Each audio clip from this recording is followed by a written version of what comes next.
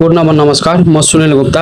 आजको भिडियोमा म तपाईहरुलाई यो बीबीएस सेकेन्ड इयरमा रहेको सब्जेक्ट यो फन्डामेन्टल अफ फाइनान्शियल म्यानेजमेन्ट, जसलाई हामीले सर्ट फर्ममा फाइनान्स भनिरहेका हुन्छौँ, यो सब्जेक्टबाट हामीलाई एउटा युनिट 4 मा रहेको छ chapter fundamental of risk and return. यो फन्डामेन्टल अफ रिस्क एन्ड रिटर्नबाट हामीलाई एउटा न्युमेरिकल प्रब्लम सोध्छ। हामीलाई टियु को बोर्ड एक्जाममा हामीलाई यो न्युमेरिकल प्रब्लम 15 मार्कमा पनि सोध्न सक्छ, अथवा 10 मार्कको न्युमेरिकल अनि 2 मार्कको थ्योरी अथवा न्युमेरिकल प्रब्लम हामीले सोध्न सक्छ बोर्ड एक्जाममा। हामीलाई अब हेर्ने हो भने हामीले बोर्डको क्वेशनहरु हेर्ने हो भने हामीलाई यो च्याप्टरबाट प्राय हामीलाई 15 मार्कमा धेरै चोटी सोधिएको न्युमेरिकल प्रब्लमहरु हामीहरुले हेर्न सक्छौं।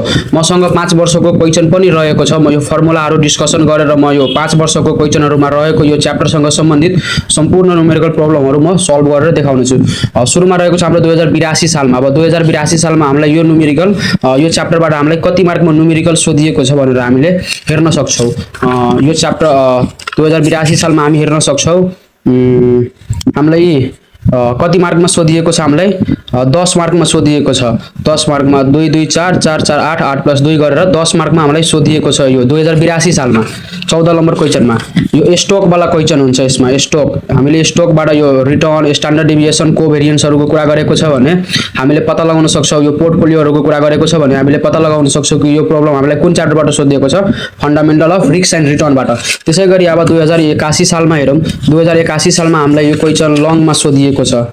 लङमा हामीलाई कति नम्बर क्वेशनमा सोधिएको छ। यो ग्रुप सी मा हामीलाई अटेम्प्ट इन 2 भनेको छ अनि यो 18 नम्बर क्वेशनमा हामीलाई सोधिएको छ यो क्वेशन। स्टक वाला कुरा गरिएको छ, यो रिटर्नहरुको कुरा, स्ट्यान्डर्ड डेभिएसनको कुराहरु गरिएको छ, कोरिलेसनको, कोभेरियन्सको कुराहरु, पोर्टफोलियो कुराहरु गरिएको छ। यो क्वेशन हामीलाई कति मार्कमा सोधिएको छ, 5 4 9 अनि 9 6 15 मार्कमा सोधिएको छ 2081 सालमा। त्यसैगरी अब हामी 2080 को हेरौं। 80 मा हामीलाई कति मार्कमा सोधिएको छ यो च्याप्टरबाट। यो सालमा पनि हामीलाई यो लङमै सोधिएको छ। क्वेशन नम्बर 18 मा सोधिएको छ। स्टक वाला क्वेशन छ नि, यो expected return, standard deviation, correlation, covariance, portfolio कुराहरु गरेको छ। हामीलाई हेरौं त 4 4 8 8 4 12 12 3 15 हामीलाई 15 मार्कमा सोधिएको छ 2080 मा पनि। त्यसैगरी हामीले 79 मा हेर्न सक्छौं। 2079 सालमा हामीलाई कतिमा सोधिएको छ। 2079 सालमा पनि हामीले हेर्न सक्छौं हामीलाई यो 15 मार्कमा नै सोधिएको छ। क्वेशन नम्बर 18 मा। क्वेशन नम्बर 18 को हेरौं त हामी। स्टकहरुको कुरा गरिएको छ, रिटर्नको, स्ट्यान्डर्ड डेभिएसनको, कोभेरियन्स, कोरिलेसन, पोर्टफोलियोहरुको कुरा गरिएको छ। यो क्वेशन पनि हामीलाई 2079 सालमा पनि 15 मार्कमा सोधिएको छ। त्यसैगरी 2078 सालको हेरौं। 2078 सालको क्वेशनमा पनि हेर्ने हो भने यो क्वेशन हामीलाई लङमै सोधिएको छ। क्वेशन नम्बर 18 मा स्टकहरुको कुरा गरिएको छ, रिटर्न, स्ट्यान्डर्ड डेभिएसन, कोभेरियन्स, कोरिलेसन, पोर्टफोलियोहरुको कुरा गरिएको छ। हामीले हेर्ने हो भने 2078 सालमा पनि हामीलाई 15 मार्कमै सोधिएको छ। अब यसरी 5 वर्षको क्वेशनको ट्रेन्ड हेर्ने हो भने 2081 सालमा हामीलाई 10 मार्कमा सोधिएको थियो अनि 4 वर्षको पछाडीको ट्रेन्ड हेर्ने हो भने हामीलाई 15 मार्कमा बढी सोधिरहेको छ यो च्याप्टरबाट क्वेशनहरु। त हामीले बुझ्न सक्छौं कि हामीलाई यो च्याप्टरबाट 15 मार्कमा न्युमेरिकल प्रब्लम आउन सक्ने चान्सेस धेरै छ भनेर। ल हामीले न्युमेरिकल सल्भ गर्नुभन्दा अगाडि हामीले केही फर्मुलाहरु बुझ्नु पर्ने हुन्छ जुन हामीलाई fundamental of risk and return च्याप्टरसँग सम्बन्धित। मैले यहाँ 14 देखि 15 वटा फर्मुलाहरु लेखिएको छु। यो फर्मुलाहरु तपाईहरुले एकचोटी हेर्न सक्नुहुन्छ। अब यो फर्मुलाहरु त छदै छ। अब यो फर्मुलाहरुको साथसाथ पनि यो 14 15 वटा फर्मुलामा पनि 5 6 वटा फर्मुलाहरु एकदम इम्पोर्टेन्ट छ। म त्यो फर्मुलाहरु बरु एक्सप्लेन गर्छु, तर तपाईहरुले यो सबै फर्मुलाहरु एकचोटी हेर्नु होला। पहिलो फर्मुला यो रहेको छ, रेट अफ रिटर्न निकाल्ने। त्यसैगरी एक्सपेक्टेड रेट अथवा एभरेज रेट निकाल्ने हैन। त्यसैगरी अर्को रहेको छ हाम्रो स्ट्यान्डर्ड डेभिएसन अफ स्टक ए निकाल्ने। त्यसैपछि कोएफिसिएन्ट भेरिएन्स अफ स्टक ए निकाल्ने। त्यसैगरी एक्सपेक्टेड रिटर्न अथवा एभरेज रिटर्न अन पोर्टफोलियो निकाल्ने फर्मुला यो पनि रहेको छ, एकचोटी हेर्नु होला। त्यसैगरी हाम्रो अर्को फर्मुला पनि रहेको छ। अर्को फर्मुला हामीलाई यो स्ट्यान्डर्ड डेभिएसनको फर्मुलाहरु पनि रहेको छ। त्यसैगरी कोएफिसिएन्ट अफ भेरिएन्सको रहेको छ, coefficient variance between return on stock A B भनेर दिएको छ। कोरिलेसनको पनि फर्मुला रहेको छ, एकचोटी रिभिजन गर्नु होला। त्यसैगरी यो क्यापिटल एसेट प्राइसिङ मोडलबाट पनि यो फर्मुलाहरु रहेको छ। अब यो फर्मुला त छदै छ, तर मैले 5 6 वटा फर्मुलाहरु सर्ट आउट गरेको छु। त्यो फर्मुलाहरु निकै इम्पोर्टेन्ट छ एक्जामको पर्सपेक्टिभले हेर्ने भने। प्रिभियस क्वेशनहरु पनि मैले 5 वर्षको सल्भ गर्ने छु। त्यही फर्मुलाहरुको बेसिसमा रहेर कुनै नयाँ फर्मुला चाहिदैन हामीलाई। जुन मैले 5 वटा देखि 6 वटा फर्मुलाहरु जुन एक्सप्लेन गर्न गइरहेको छु, त्यो फर्मुलाहरु ध्यान दिएर हेर्नु भयो भने, त्यति मात्र फर्मुला याद गरेर जानु भयो भने पनि तपाईले क्वेशनलाई क्र्याक गर्न सक्नुहुन्छ। तर एकचोटी यो फर्मुलाहरुलाई पनि के गर्नु, रिभिजन गर्नु होला। ल मैले सर्ट आउट गरेको मोस्ट इम्पोर्टेन्ट फर्मुलाहरू यही रहेको छ हाम्रो। मैले फर्मुलाहरू लेखेको छु जुन फर्मुलाको बेसिसमा हामीले यो क्वेशनहरू सल्भ गर्न सक्छौँ। 81 82 को 81 को 80 को 79 को र 78 क्वेशनहरू सल्भ गर्न सक्छौँ हामीले। मैले यहाँ मोस्ट इम्पोर्टेन्ट फर्मुला भनेर लेखेको छु। सुरुमा रहेको छ एक्सपेक्टेड रिटर्न अन स्टक। कुनै पनि स्टकको एक्सपेक्टेड रिटर्न निकाल्न सोध्यो भने हामीले त्यसलाई केले सिम्बलाइज गर्न सक्छौँ? स्टकलाई त पहिला हामीले आरए ले डिनोट गर्नुपर्ने हुन्छ अनि त्यसको माथि कम्प्लिमेन्ट्री जस्तो साइन दिनुपर्छ। समेसन आरए इन्टु पीआर गर्नु पर्यो। अब स्टक ए को सोधेको छ भने हामीले के गर्छौँ? Summation RA into PR. Stock B को सोधेको छ भने समेसन आरबी इन्टु पीआर गर्छौँ के। एक्सपेक्टेड रेट अफ रिटर्न निकाल्ने फर्मुला हाम्रो यो रहेको छ, समेसन आरए इन्टु पीआर। त्यसै गरी हाम्रो यो स्ट्यान्डर्ड डेभिएसन अफ स्टक निकाल्ने, अब यो एक्सपेक्टेड रेट अफ रिटर्नले के मेजर गर्छ भनेर भन्दाखेरि जुन स्टकको एक्सपेक्टेड रिटर्न बढी आउँछ त्यो प्रोजेक्टमा लगानी गर्दाखेरि प्रोफिटेबल हुन्छ। कुनै पनि अर्गनाइजेसन बिजनेसले के गर्छ? एक्सपेक्टेड रिटर्न जसको हाई आउँछ त्यो प्रोजेक्टमा इन्भेस्ट गर्छ।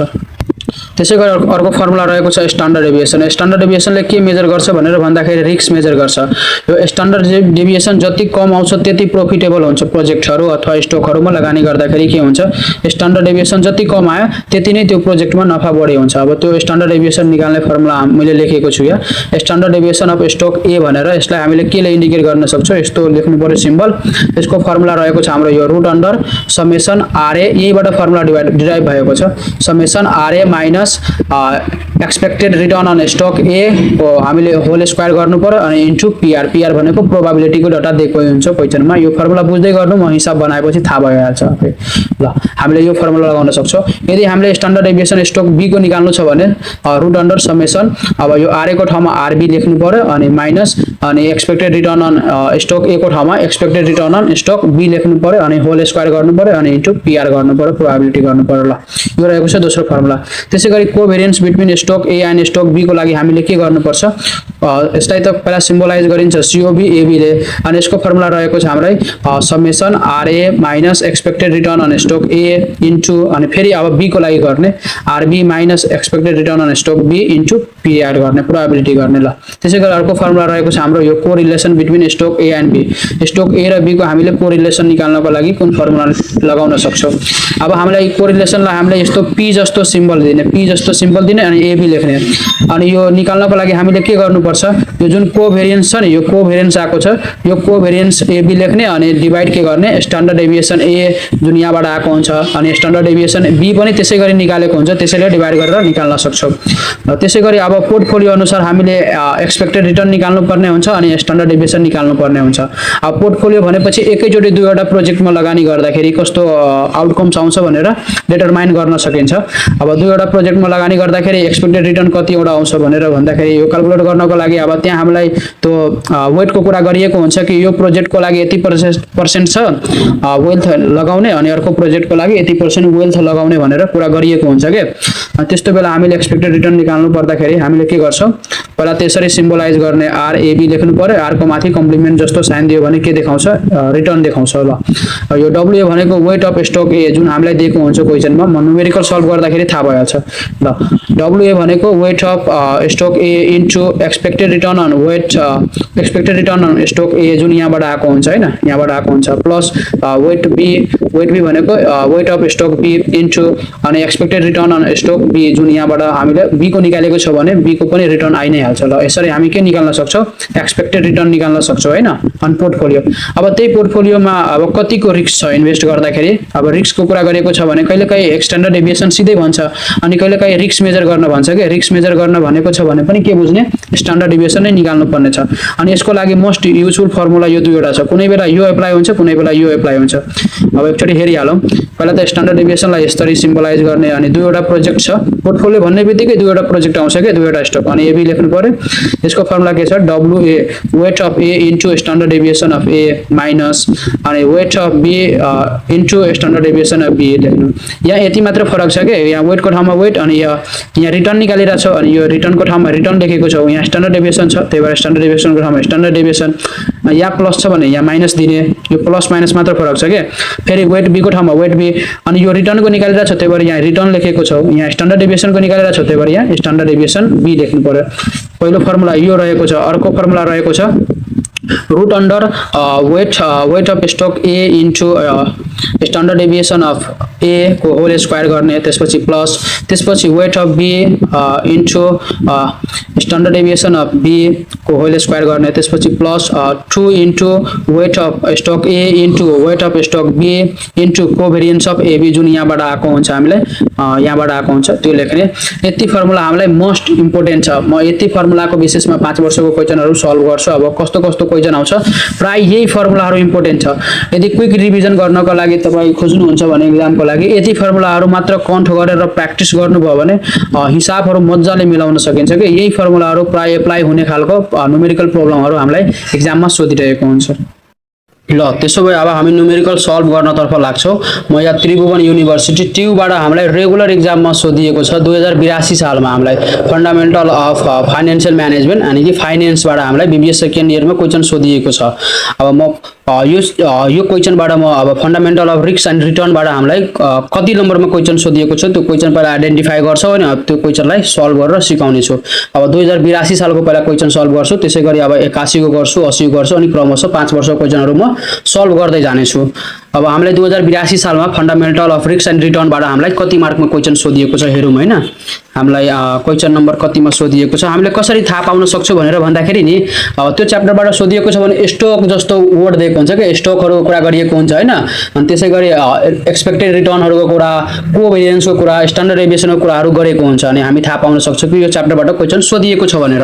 हेर्दै जाउँ हैन क्वेशन कहाँ रहेको छ त्यस्तो खालको। यहाँ हेरौँ त स्टक छ हैन, स्टक ए अनि स्टक बी दिएको छ, त्यसै गरी यहाँ रिटर्न पनि भनिएको छ, स्ट्यान्डर्ड डेभिएसन पनि भनिएको छ, कोभेरियन्स पनि भनिएको छ अनि यहाँ ल्याङ्ग्वेजमा हामीलाई क्वेशन सोधिएको छ। ल 2082 सालमा हेर्ने हो भने 2082 सालमा हामीलाई यो क्वेशन कति मार्कमा सोधिएको छ, ए 2 2 4 4 4 8 8 2 10 मार्कमा सोधिएको छ। यो हेर्ने हो भने 2082 सालमा मात्र 10 मार्कमा सोधिएको छ। बाँकी हेर्ने हो भने 81 80 79 78 मा यो क्वेशन 15 मार्कमा सोधिएको छ। यो क्वेशन यो च्याप्टरबाट हामीलाई क्वेशन आउने भनेको 15 मार्कमा हो प्राय जसो, तर यो वर्ष के भएको छ 10 मार्कमा मात्र सोधिएको छ। अब 10 मार्कमा सोधे पनि 15 मार्कमा सोधे पनि हामी त सल्भ गर्ने हो। ल सुरुमा क्वेशन पढौँ हामीले। You are given risk return characteristic of stock A and stock B in the following table. हामीलाई रिस्क रिटर्नको क्यारेक्टरिस्टिक विशेषताहरू दिइरहेको छ स्टक ए र स्टक बी को। यहाँ स्टक ए को डाटा दिएको छ, यहाँ स्टक बी को डाटा दिएको छ। अब यो रिटर्न भनेको एक्सपेक्टेड रिटर्न दिएको छ स्टक ए को लागि 16% अनि स्टक बी को लागि 12% दिएको छ। त्यसै गरी स्ट्यान्डर्ड डेभिएसन दिएको छ स्टक ए को लागि 10% अनि स्टक बी को लागि 6% अनि covariance between stock A and stock B कति दिएको छ -60 दिएको छ, यता केही पनि दिएको छैन। ल अब क्वेशनले हामीलाई के भनिरहेको छ, ए मा which stock is more profitable, A मा भनिरहेको छ हामीलाई which stock is more profitable. अब हामीले के गर्नुपर्छ, अब हामीले मेन बुझ्नु पर्ने हुन्छ। अब हामीले के बुझ्नु पर्ने हुन्छ, यो जसको रिटर्न हाई हुन्छ नि त्यही स्टक बढी प्रोफिटेबल हुन्छ। अब यहाँ त दुईवटा स्टक दिएको छ नि, स्टक ए दिएको छ स्टक बी दिएको छ। अब यहाँ रिटर्नको कुरा गरिएको छ नि, जहिले पनि यो प्रोफिटेबल कसले मेजर गर्छ, प्रोफिटेबल भन्ने कुरा रिटर्नले, एक्सपेक्टेड रिटर्न जसको बढी आउँछ त्यही के हुन्छ बढी प्रोफिटेबल हुन्छ त्यो स्टक। अब यहाँ हेरौँ त which stock is more profitable भनिरहेको छ नि। अब स्टक ए हेरौँ अनि स्टक बी हेरौँ अनि रिटर्न भनिएको छ नि, स्टक ए को रिटर्न कति छ 16% अनि स्टक बी को 12%। भनेपछि कसको हाई छ रिटर्न, हाई त यसको छ नि स्टक ए को, र स्टक ए के रहेको छ बढी प्रोफिटेबल रहेको छ। यसलाई हामीले के गर्न सक्छौँ, अब एन्सरमा लेख्न सक्छौँ हामीले। ल क्वेशन नम्बर कतिमा सोधिएको छ, क्वेशन नम्बर 14 मा सोधिएको छ। हामीलाई यो न्युमेरिकल जस्तै हो, सोलुसन लेखौँ हैन। अनि सुरुमा ए लेखौँ अनि ए को हेयर लेखौँ हैन अनि यसको एन्सर हामीलाई यो ल्याङ्ग्वेजमा सोधिएको छ, हामी यसको एन्सर लेख्न सक्छौँ।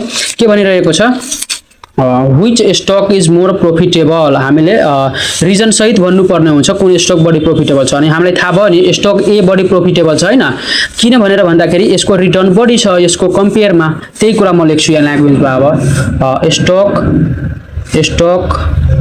Stock A is more profitable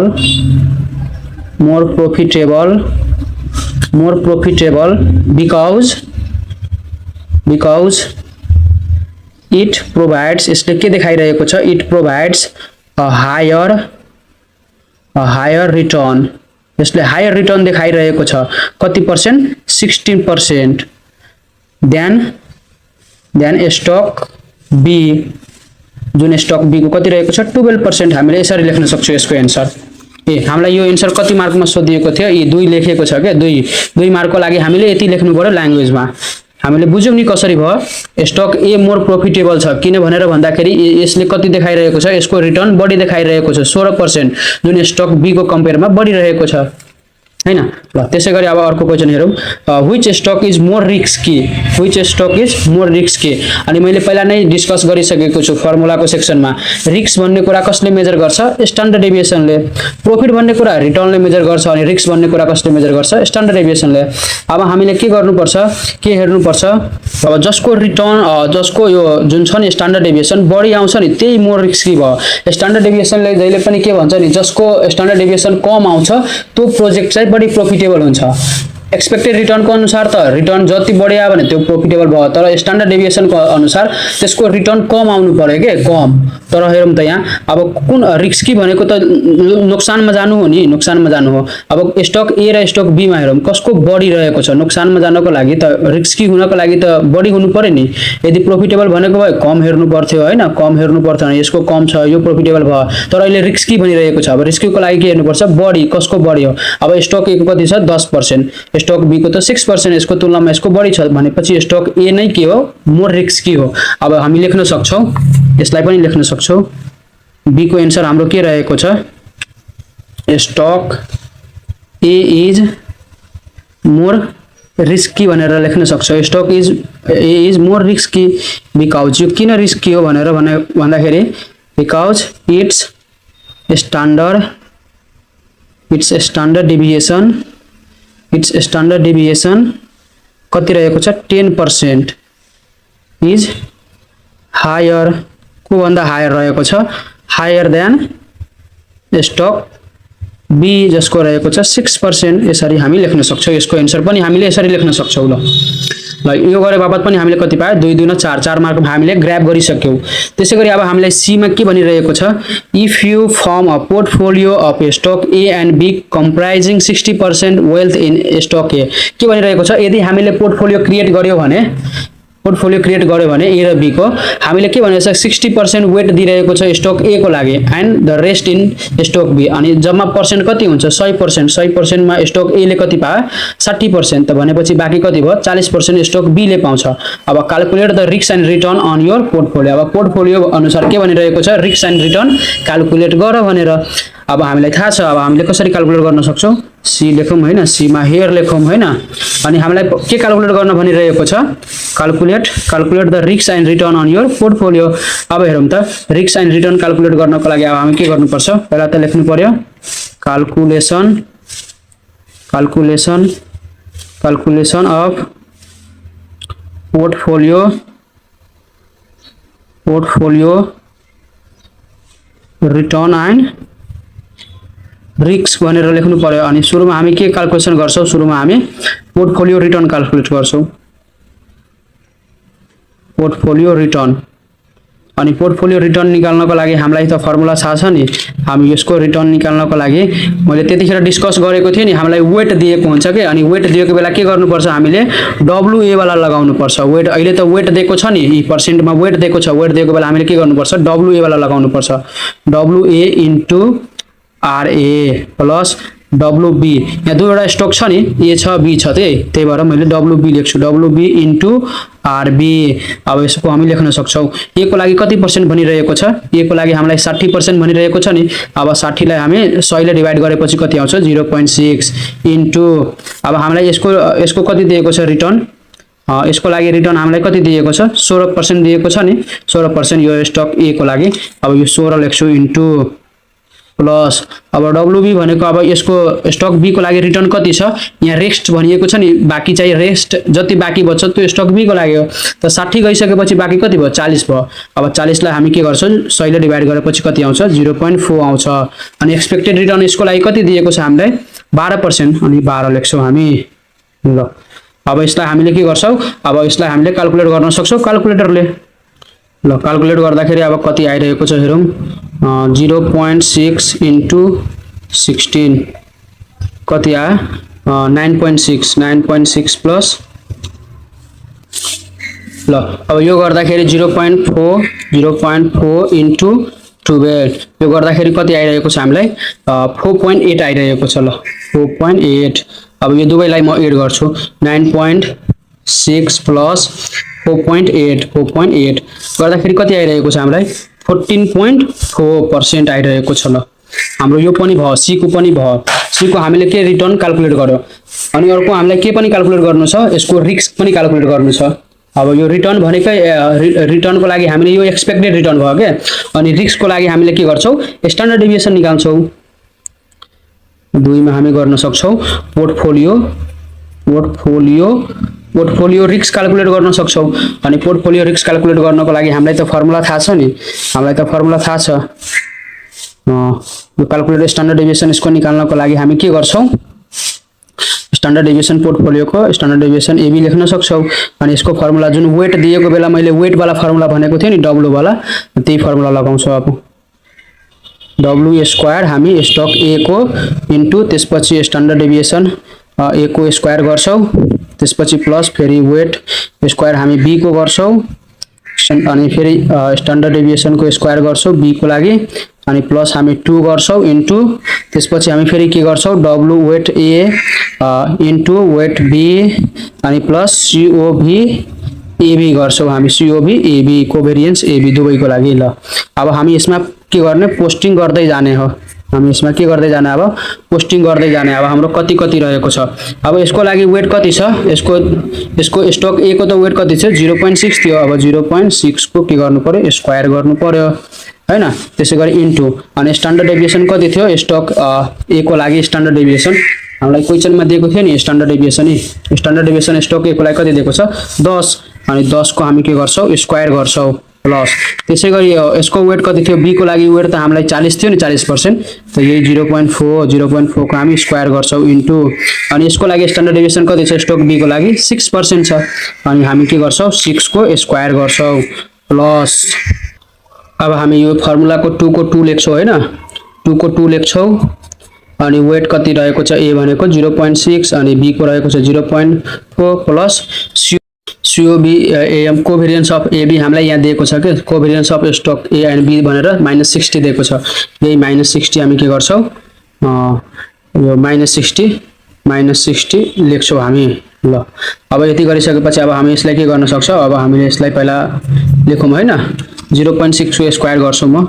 0.6 को स्क्वायर गर्दाखेरि कति आइरहेको छ हामीलाई 0.30 आइरहेको छ 0.30 अनि इन्टु अनि 10 को स्क्वायर कति भयो 100 प्लस अनि 0.4 को स्क्वायर गर्दाखेरि कति आइरहेको छ 0.4 को स्क्वायर गर्दाखेरि हामीलाई 0.16 आइरहेको छ अनि 6 को स्क्वायर त 36 भयो प्लस हामी अब यसलाई इन्टु गरौँ हैन 2 इन्टु 0.6 इन्टु 0.4 अनि फेरि हामी गर्न सक्छौं प्लस अनि यो माइनसमा हाम्रो कति छ 60 छ हैन अनि यो 60 गर्न सक्छौं यो गर्दाखेरि कति आयो हामीलाई माइनसमा आइरहेको छ -59.52 आइरहेको छ यसलाई अब हामी सिधै रुटबाट निकाल्न सक्छौं रुट अन्डर अब यो जति छ म यो सबैलाई थिच्छु के रुटबाट गरेर पहिला कति छ 0.30 इन्टु 100 प्लस 0.16 इन्टु त्यसपछि कति छ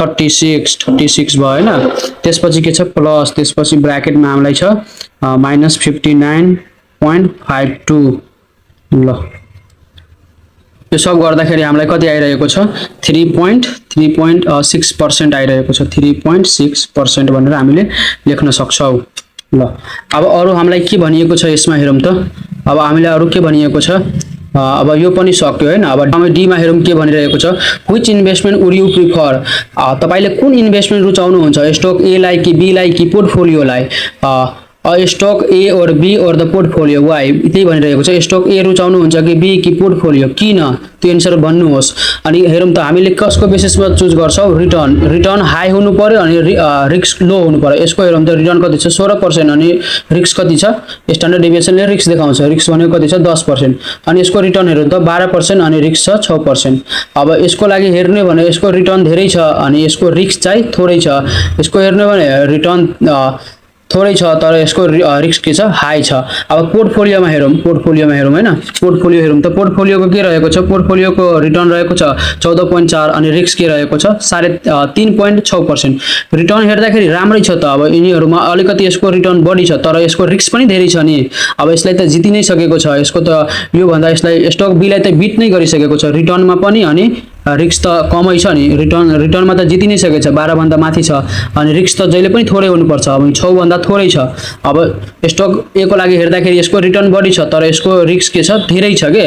अब यसको लागि हेरौँ त यसको त अलिकतिले मात्र रिटर्न कम छ नि, अलिकतिले, अनि रिस्क हेरौँ त रिस्क त धेरैले कम छ नि। अनि बिजनेसले जहिले पनि के गर्छ, इन्भेस्टरले के गर्छ, रिटर्नलाई एभरेज राख्छ तर रिस्कलाई के गर्छ थोरै गर्छ, रिस्कलाई जहिले पनि मिनिमाइज गर्छ। अनि यो केसमा हेर्ने हो भने हामीले कसलाई चुज गर्नुपर्ने हुन्छ, पोर्टफोलियोलाई चुज गर्नुपर्ने हुन्छ। अब यसको एन्सर हामीले ल्याङ्ग्वेजमा लेख्नुपर्ने हुन्छ, डी को एन्सर।